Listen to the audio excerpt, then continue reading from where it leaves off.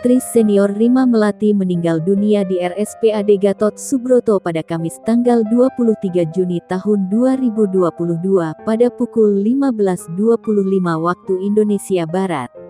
Dikutip dari Arta Kota, Rima disebut menjalani perawatan selama beberapa hari sebelum menghembuskan nafas terakhirnya. Kabar duka ini dikonfirmasi oleh aktris Widyawati. "Benar, Ibu Rima Melati meninggal dunia," ujarnya. Pada saat dikonfirmasi, Widyawati mengatakan akan menuju RSPAD Gatot Subroto. "Ini saya mau menuju RSPAD, rumah duka di sana," tuturnya.